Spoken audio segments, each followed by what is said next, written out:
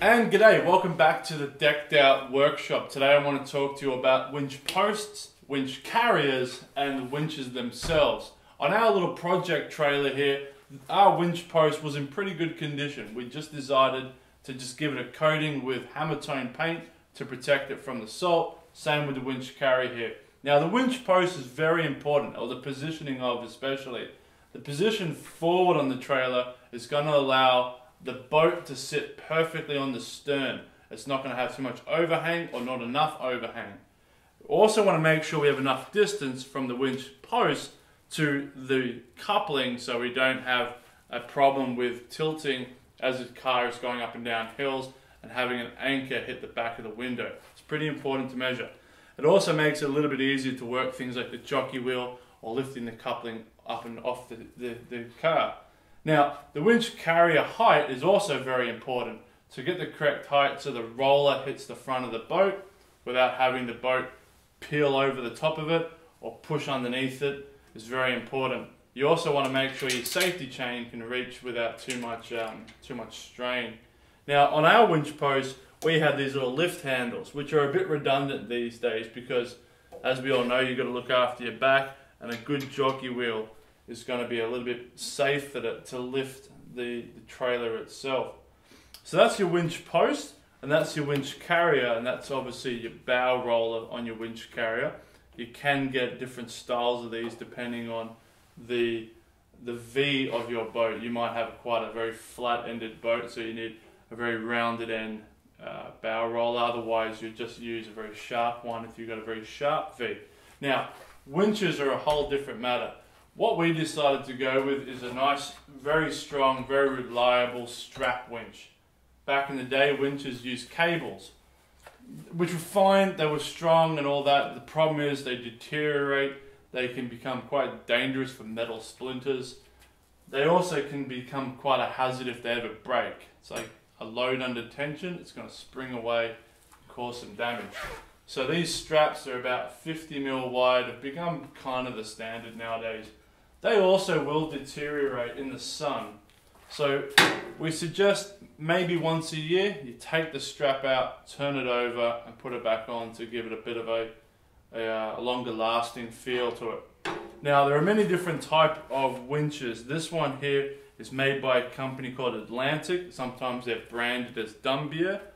This is a 2-speed winch. 2-speed because we can access both gears. This is a 1-to-1 ratio gear. So every turn of the handle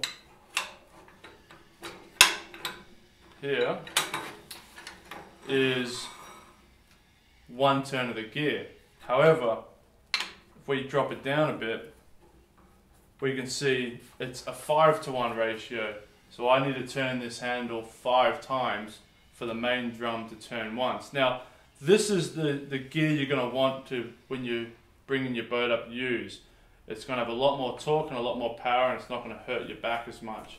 However, to bring the strap in a half decent time frame, your 1-to-1 ratio is going to be a lot better.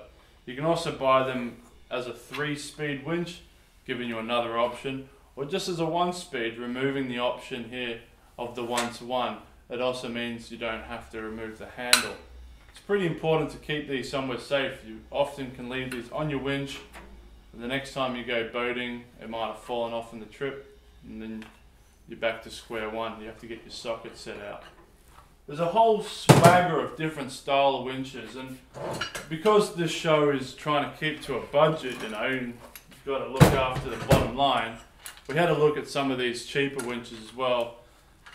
There's nothing fundamentally wrong with them. They do have quite an interesting gearing system where you have a ratcheted out and a ratcheted forward, and that's fine, and you know the strap is in good condition, except it's all pressed metal, it's all very thin, and they're generally not designed to last a very long time, but they don't cost all that much money. So if you are sticking to a budget, there's winches out there that are worth looking at. A lot of the times people will try to just repair older winches, and whilst you can buy components and you can buy new handles, etc., often it's just not worth it. A new winch might cost you about $100, maybe 120 for a very good one. but in the end of the day, it's going to be a lot easier just to whack one of these on, chuck your one in the bin, start from scratch. So that's just a little look at winches, at winch posts and winch carriers, and why we decided to go with our particular winch, which I should mention is this guy. But hopefully it gives you a bit more of an understanding with how to set up the front of your trailer here. So thanks very much, and we'll catch you again later.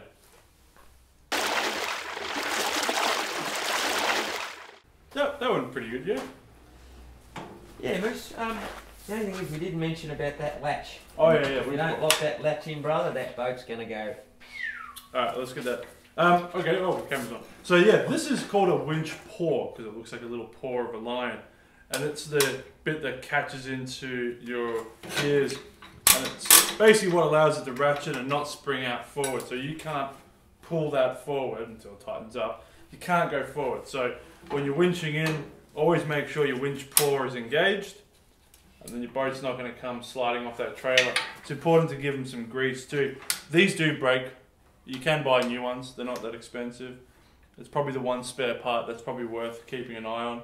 Hang on, while we're at it, Paul, here, take that one out that way, would you? Ready? Yeah.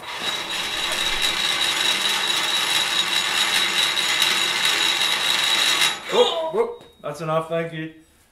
Ladies and gentlemen, if you have a look here, you'll see winches come with a variety of different holes and slides, and this is just to allow these winches to be fit to just about any winch post. And if we have a look here, you can see that our winch post has 3 holes that are elongated, so you can sort of position the winch where you need. So fear not when looking for a new winch. Generally they will always have a hole that fits. Now that's the end. Thanks very much.